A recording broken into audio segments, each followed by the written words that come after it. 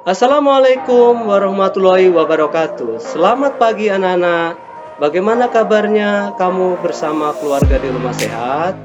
Kembali lagi dengan Pak Sam, guru kelas 6 SDN 01 Pasir Muncang. Di hari yang cerah ini, saya akan menyampaikan materi pembelajaran. Sebelum pembelajaran, marilah anak-anak berdoa menurut agama dan keyakinan masing-masing. Berdoa mulai.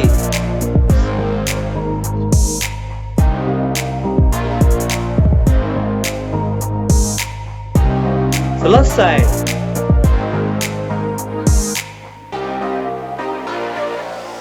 Marilah kita menyaksikan materi berikut.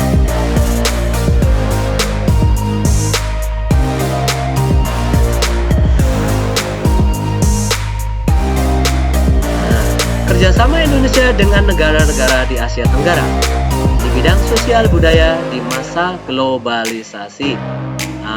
Bentuk kerjasama, ya, peran Indonesia dalam hubungan kerjasama dengan negara-negara Asia Tenggara atau ASEAN. Kita nanti setelah Bapak memberi contoh anak-anak, silakan dilengkapi oleh kamu di rumah ya.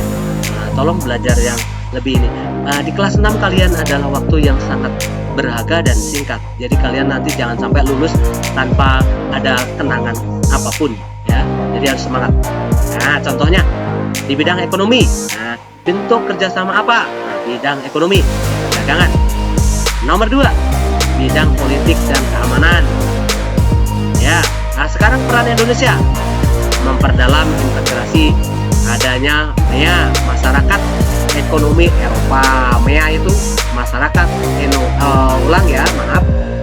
Masyarakat Ekonomi ASEAN. Nah, maaf, bukan kalau Masyarakat Ekonomi Eropa atau MEE. Tadi Bapak salah ya, salah mengucap. Tapi kalau MEE Masyarakat Eropa, kalau MEA adalah Masyarakat Ekonomi ASEAN. Oke, kita lanjut. Nah, tadi contohnya perannya patroli. Nah, patroli perompak bajak laut. Kalau bidang politik keamanan maksudnya menangani masalah pengungsi ya, ada Rohingya, suku Uighur dan sebagainya ya, banyak ya.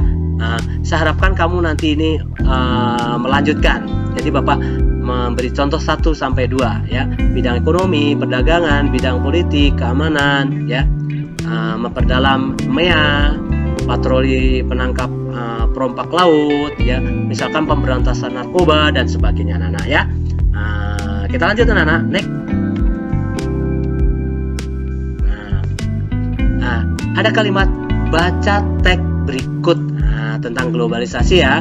Ini baca teks, tadi kalian tidak harus mencalin teks untuk menyalin ya, tapi cukup dibaca nanti dalam layar kalian atau kalian download ya.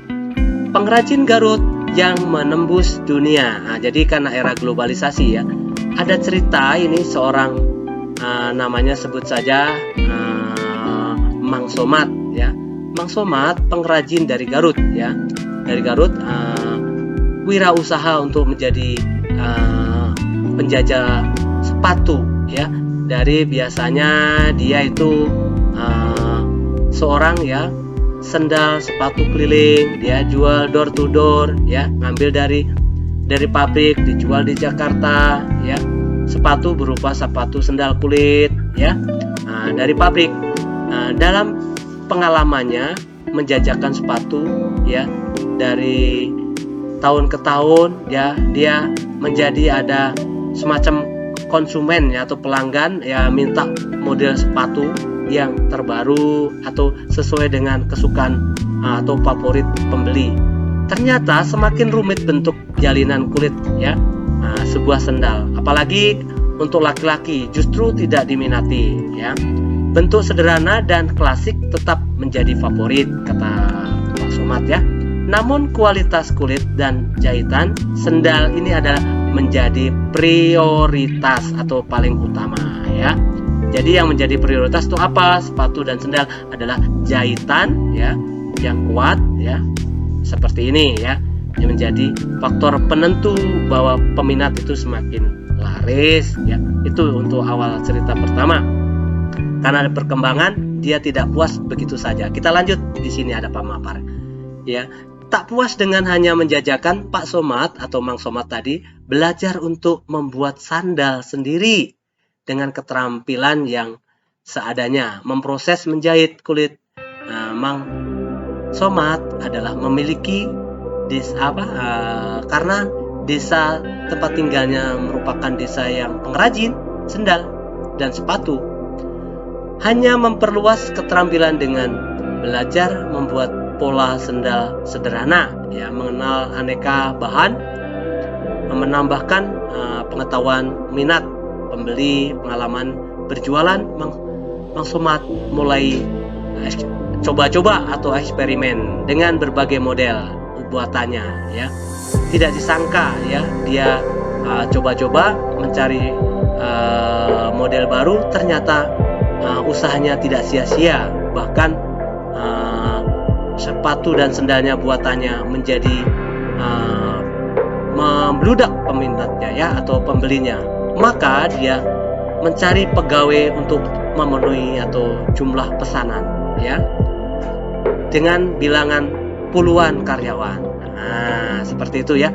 Awalnya dia keliling door to door menjajakan, tapi dengan ulet dan kegigihannya dia mencoba mendesain sendiri hasil buatan, tidak mengambil di pabrik, ya.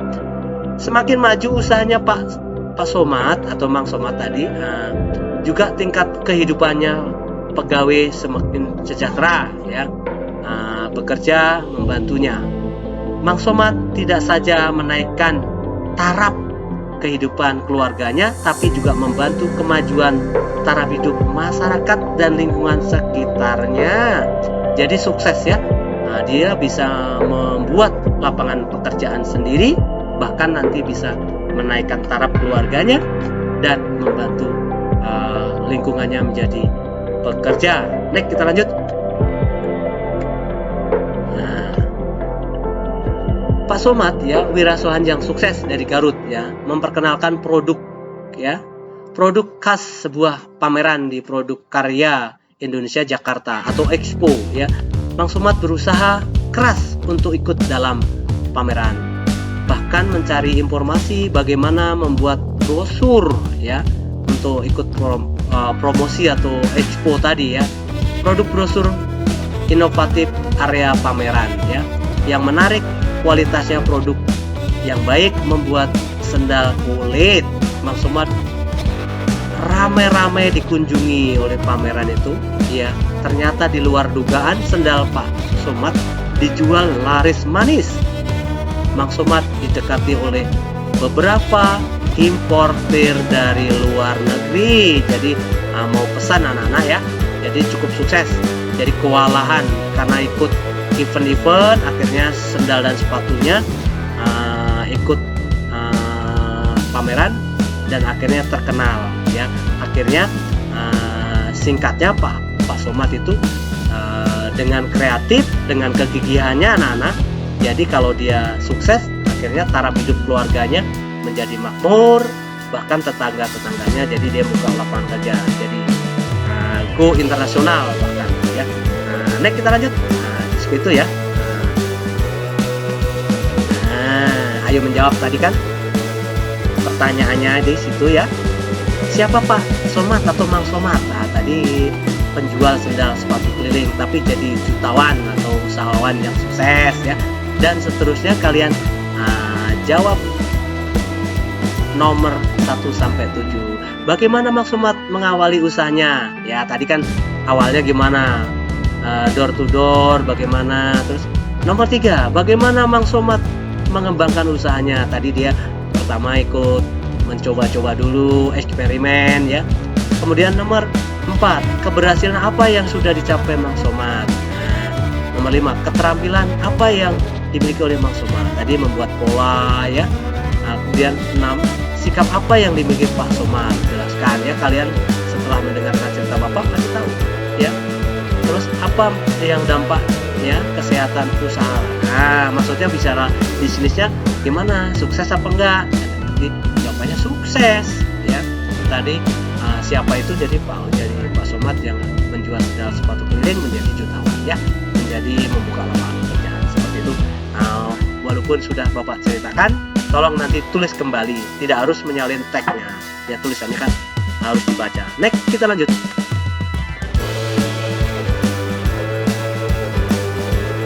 Demikianlah pembelajaran hari ini. Terima kasih atas perhatian. Kurang lebih minta maaf. Semoga yang saya sampaikan yang baik dalam mencari ilmu. Terima kasih. Assalamualaikum warahmatullahi wabarakatuh. Sampai ketemu materi berikutnya.